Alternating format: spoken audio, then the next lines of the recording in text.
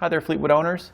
Today in your 2019 Fleetwood Bounder, we're going to be taking a look at and showing you how to install Roadmaster's Rear Anti-Sway Bar. We're about to do a complete suspension system overhaul here on our Bounder with a bunch of different upgrades. It's going to drastically improve its handling. But before we compare those, we're going to need to take a baseline.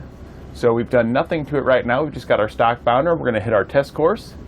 Then we're going to install the components and then re-hit the test course again. We're going to start by getting into our uneven bump section. This is going to be affected mostly by your sway bars and your airbags or jounce bumpers, those type of things. We've just got our factory components here, and you can feel we've got some good rocking. SumoSprings and sway bars definitely make a big difference in this area. All right, and now we're going to head into our just regular bump section. This is more just your forward and back, up and down movement. Now your sway bars aren't going to affect this too much, but you will see some benefits from your SumoSprings and that forward and aft movement. All of this is going to help make things in the back not rattle around so much. I can already hear some doors and things rattling back there. And lastly, we're going to go into the Slalom, which is where we'll mimic evasive maneuvers for any kind of emergency situation and how the motorhome would react. Right, we're getting ready to head into the Slalom section now. And here we go. Oh yeah, it definitely has some lean to it. It doesn't feel very comfortable when we're not even doing too evasive of a maneuver here, but it's a little bit more than I would want to go than what we're doing about right now. So if you had a situation where you really needed to slam it hard, you are at risk for potential rollover. But once we put on our SumoSprings and our sway bar and we head back out here on the course, I imagine we're going to feel drastic improvements on the body roll. And we're also putting a steering stabilizer on it. So during those evasive maneuvers, when you turn it left or right, that steering stabilizer is going to help us bring it back to center to help have more control over the motorhome. Here's some stuff rattling around in the back here, and boy, it really wants to roll. So I think that's about as much as I'm going to get on it here before we put the parts on. Now that we've got our components installed, we're going to take our Bounder back out on the test course and see how they compare to the factory suspension. We're going to first take it into our uneven bump section, and I can already notice a huge difference right here. The motorhome used to sway back and forth quite a bit when we went over the uneven bumps, but now it levels itself out very quickly and springs right back to upright when we go over our uneven bumps. Lastly, we're going to head down to our Slalom section of the course where we're going to perform some evasive maneuvers and see how that feels. And here we're going to head into the first turn, and I can already feel a huge difference. The motorhome doesn't sway nearly as much. I feel like I've got a lot more control over the motorhome. I can easily bring the motorhome to the left and to the right and back, and it comes upright without me having to correct it at all. And this is what our sway bar looks like when it's installed. Your sway bar will attach to included brackets on the bottom of the axle where it connects to the U-bolts for your leaf springs. And then the end links will go up and connect to your frame here on the hanger bracket. And what I really like about this sway bar is that it installs in conjunction with your factory sway bar. This is our factory sway bar here just in front of the axle, so we're getting all the benefits of our factory one, and we're getting the additional benefits of our larger Roadmaster one here. This is going to greatly reduce the amount of sway that we get because, again, it's working with our already existing factory one. So whenever the body wants to roll to the left or the right, the arms here will want to twist and bring it back to center and bring it upright again. Adding additional support just means that every time your motorhome wants to go one direction, we've got more strength pulling it back. And since it's connected on both sides, it also helps minimize any oscillations you get. Sometimes when it wants to go this way, it'll rock back this way, then this way until it settles back upright again. Having additional support there minimizes the back and forth movement you get, and in most cases will help bring it so it just goes one direction and comes right back. This will also make it easier for you to maintain control of the vehicle. When you're going down the road and you have high crosswinds or a semi flies by real fast and you get that wind, you won't experience so much jolt on the wheel because this body's not going to be rolling as much, which will make it easier for you to maintain control and use less of your energy. So when you arrive at your destination, you won't be as fatigued and you'll have more energy to do the things that you want to do. Also, reducing the amount of sway will make it easier for your passengers inside. They're going to be more comfortable as they're not going to be getting thrown around as much. Our sway bar is constructed of a 4140 chromoly steel, so it's going to be very heavy and robust, and a black powder coat finish on it will help protect it against corrosion. Our polyurethane bushings are resistant against UV as well as road grime, debris, and oils, so you can ensure that when it's down here, it's going to last a long time as well. You'll receive everything you need in your kit to get it installed. Let's go over the installation together now so you can have the confidence to do it at home. We'll start our installation by lifting up the vehicle to where our axle is hanging. It doesn't need to come completely off the ground, but we need to be up high enough to where our lease ring is going to drop down so we can access the bolts we need to. You can lift it up using your leveling jacks. Then you'll want to place some jack stands underneath the frame. We've got a couple back there, because you never want to work under it just supporting it with your hydraulic jacks. You want to make sure you've got a stationary static jack underneath of it as well. So now that we've got it lifted up, we've got our jacks in place. We're going to be right in here. And you can see our two bolts located here. We don't need to take out the upper ones, just the lower ones. And we'll take those out using a 21mm socket. The nuts on the other side have a flange on them, so you don't need to put a wrench on it or anything in most cases. Sometimes the flange does bend. That was the nut that fell off there. It's okay. And that one's loose as well. So we can just take those out.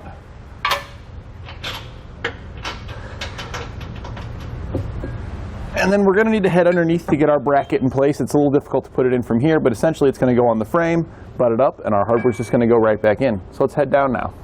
These are the nuts that were on the back side. You can see here's the flange. This hits against the frame, so that's why we don't need to put a wrench on it. We can now take our bracket. They are not side specific, so you can grab either one that looks like this.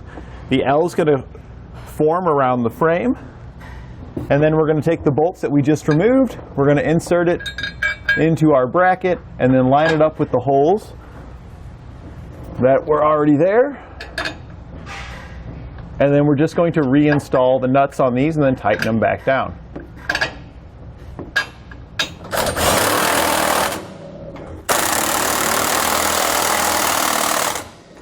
And then we can torque our hardware to the specifications found in our instructions.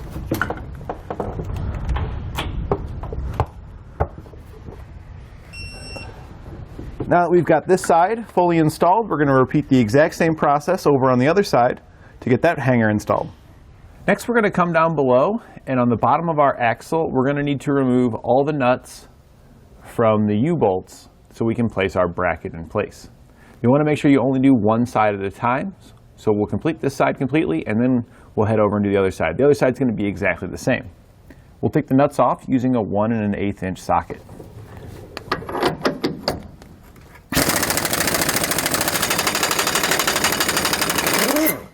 After I get the nut all the way off, I like to take the nut and just thread it on a little bit, so that when we're taking the rest of our nuts off, we don't have to worry about these components falling down. The only thing I do want to warn you about is there is a bracket that's underneath your U-bolts on top of your leaf spring. When you're trying to get these off, your U-bolts can sometimes come up and that bracket can fall out. You can just set it back into place. Just want to warn you it's there because it is still pretty heavy. You don't want to fall out on your head. Now that I've got them all loose, we can take the rest of our nuts off. We're going to hold the plate here on the bottom because we don't want it to fall off. It is pretty heavy. So now we can take our plate. We'll have the slotted holes towards the front of the vehicle and these 4 single holes here off to the side towards the center and rear of the vehicle. This will slide in place over your U-bolts. And then you'll just put your flat washers and nuts back on after getting your plate in place.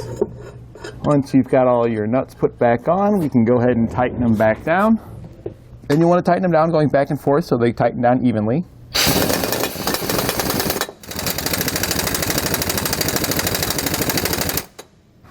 We can then go back and torque our bolts to the specifications found in our instructions.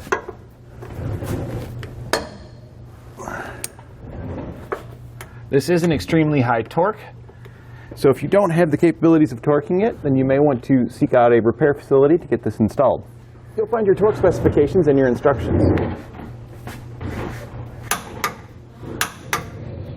Now we're going to go ahead and put our hangers in place. This is really just temporary because it's a little easier to swing your sway bar into position. We're going to go ahead and put it in the upper hole, but it may need to go into the lower hole after we get the sway bar in position and verify how parallel our bar is. But we're not going to tighten it down, we're just sliding it through just to hang it in place, and we're going to do the same thing over on the other side. We'll now get our sway bar, and we're going to go ahead and mock it up in position. Your sway bar in the middle does have kind of a V. We want the point to aim downwards on our V because it's going to kind of go around the bottom of the axle here a bit. So now that you've got it in the correct orientation, we're just going to line up the end of our sway bar with our end links. And just like we did with the top of our end links, we're going to slide from the outside towards the inside, and then just loosely thread a nut on the other side. We're also going to do that over here on the other side. Okay. You can do this before you hang your sway bar, but I find it easier to just let the sway bar hang instead of having to hold it when putting the bushings on. We're going to put the bushings on now, but we do have to take the lubricant that comes in our kit, and we're going to smear some all along the inside of the bushing. You may want to wear some protective gloves when doing this, as some people experience irritation from the lubricant. And we want to fully coat the inside. And then what I like to do with the excess that's on the left of my finger after coating the inside is just smear a little bit around the outside. That can just help eliminate any squeaks or noises that can potentially occur. We can then take our bushing, open it up, and slide it onto our sway bar. Our clamp will then just slide right on it. We're going to be twisting the bar into this position so that way our clamp lines up with those holes. But if you have it upside down, a lot of times this thing will just fall off on you, so you might want to kind of twist it a little bit. We're going to put the other one on the other side in the exact same way. We can now lift our sway bar up and line it up with the holes here on our bracket. We're going to be using the rearmost holes, so we can go ahead and take the shorter bolts that come in our kit and put a washer on them. And you're not going to use the holes right next to each other. You're going to use the ones that are spaced apart. They are slightly offset, so you can see where they're going to be there. Then we're just going to lift it up, lining up our bracket with our bolts. And then we're just going to place a flat washer and a locking nut on the opposite side. We're going to do the same thing with the back side of our bushing, and then the same thing over on the other side. And if we look here, this is angling downward just a little bit. So if we were to lower down to the lower hole, it would be even further down. And we really don't want it to be that low. So we're going to stay in our top hole here. We can now go back and tighten down our hardware. We're going to tighten down the smaller ones on our bushings here with an 11/16 socket and a 5/8 wrench. We can then tighten down our end links using a 15/16 socket and wrench.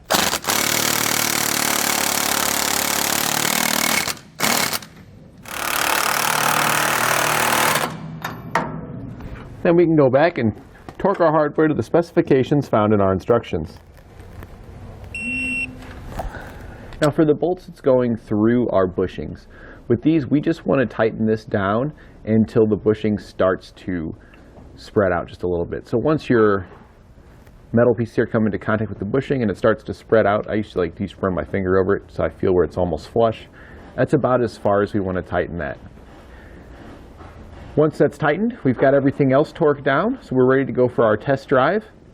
We're listening for any clunks and noises because sometimes when you've got it tightened down on these bushings here, it's still not quite tight enough and you might get a little clunk. You just want to hop back down here and just snug them up just a little bit more. We just want to avoid over tightening on these bushings because it can cause them to split and potentially damage them. And that's the same for your upper bushing up here as well. And that completes our installation of Roadmaster's Rear Anti-Sway Bar on our 2019 Fleetwood Bounder.